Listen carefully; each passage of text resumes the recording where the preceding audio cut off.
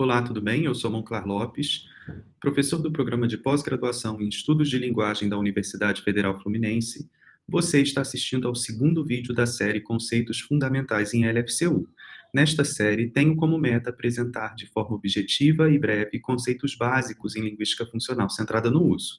E neste vídeo eu vou tratar do lugar da LFCU dentro do quadro funcionalista. Vamos lá? Inicialmente, gostaria de ressaltar que, assim como as demais abordagens funcionalistas, a LFCU é um modelo de análise linguística que busca descrever a gramática natural com base em dados empíricos do uso linguístico. A principal diferença entre a LFCU e os demais modelos funcionalistas é que ela concebe a língua como uma rede de construções, isto é, um inventário interconectado de pareamentos simbólicos de forma e conteúdo, em que tanto os aspectos da forma quanto os aspectos do conteúdo assumem relevância equivalente. Neste vídeo, eu vou tratar de 3 aspectos importantes para a LFCU que estão destacados em tela, isto é, a noção de construção, a ideia de que a língua está organizada na mente humana como uma rede de construções e a defesa de que forma e conteúdo têm a mesma importância. Comecemos com a noção de construção. Podemos definir de forma muito objetiva a construção como um pareamento simbólico de forma e significado. Também podemos chamar esse pareamento de um pareamento de forma e conteúdo, ou forma e função. Por forma, entendemos as propriedades sintáticas, morfológicas e fonológicas. Por significado, conteúdo ou função, entendemos as propriedades semânticas, pragmáticas e discursivo-funcionais. Uma vez que as gramáticas já trabalham com as propriedades formais e consideram também em seu modelo as propriedades semânticas, vamos considerar aqui as pragmáticas e as discursivo-funcionais.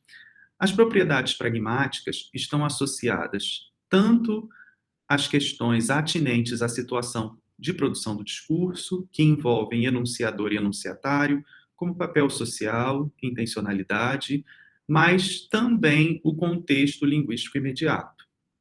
Isto significa que a construção deve ser analisada em interação com os outros elementos da língua no entorno, porque eles colaboram ou determinam muitas vezes o significado da construção.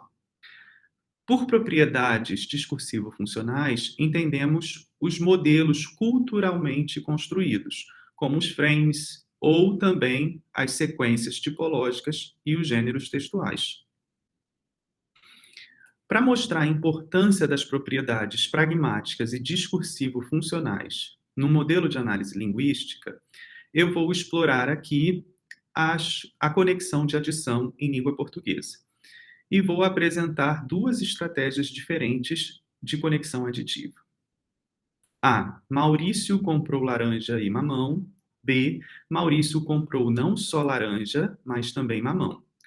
Quando analisamos a maior parte dos compêndios gramaticais, eles costumam tratar essas 2 estratégias de adição como sinônimas. São apenas estratégias, formas de adicionar, de conectar informações em língua portuguesa, seja a conexão de sintagmas ou a conexão oracional. No entanto, quando observamos o segundo exemplo, conseguimos observar algumas diferenças de nível pragmático. Veja que, do ponto de vista de quem enuncia a frase, a expectativa era de que Maurício comprasse apenas laranja. Isso significa que ter comprado mamão foi uma ação para além da expectativa do enunciador. Inclusive, essa segunda parte da construção aditiva, né, do correlator aditivo, mas também assume maior importância argumentativa. Tratando agora de uma propriedade discursivo-funcional, Rosário, 2012, em sua tese de doutorado, descreve as construções correlatas aditivas, como a expressa em B, e observa que essa relação de adição ocorre prioritariamente em sequências argumentativas.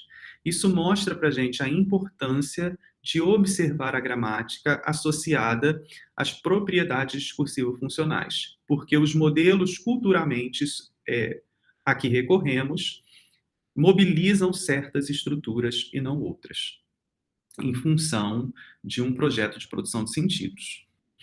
Vamos agora, então, para o segundo aspecto, que é a ideia de língua como uma rede interconectada de construções. Essa ideia surge de uma analogia com as redes neurais, em que os nós estão interconectados multidimensionalmente.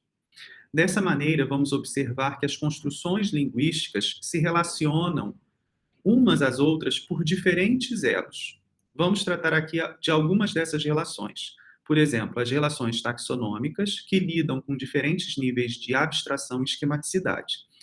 Eu posso dizer, sob uma perspectiva lexical, que animal é mais esquemático e abstrato que mamífero, e mamífero é mais abstrato e esquemático que cachorro.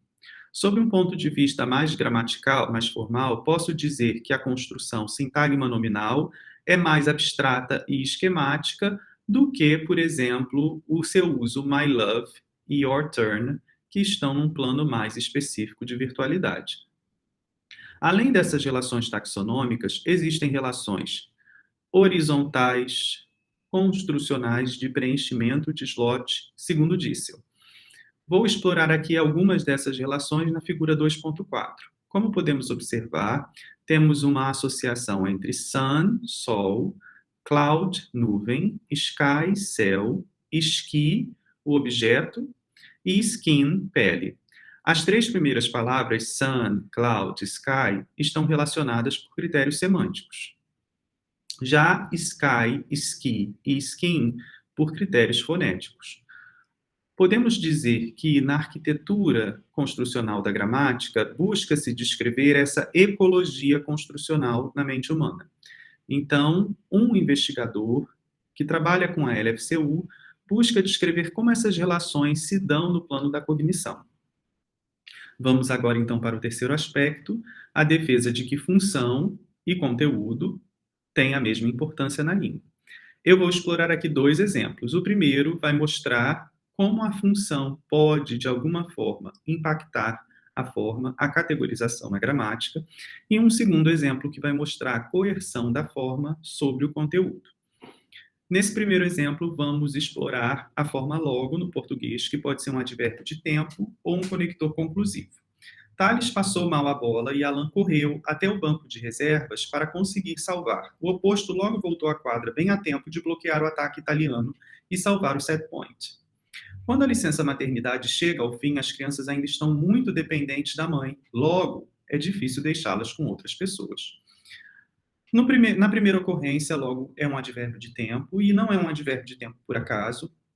Ocorre numa sequência narrativa. A sequência narrativa se caracteriza, sobretudo, pela progressão temporal. Isso significa que a narração favorece a seleção de elementos de função temporal. Em contrapartida, no segundo exemplo, temos uma sequência argumentativa que se caracteriza pela atemporalidade. Isso significa que o texto argumentativo, que é de caráter dissertativo, não costuma apresentar uma progressão no tempo.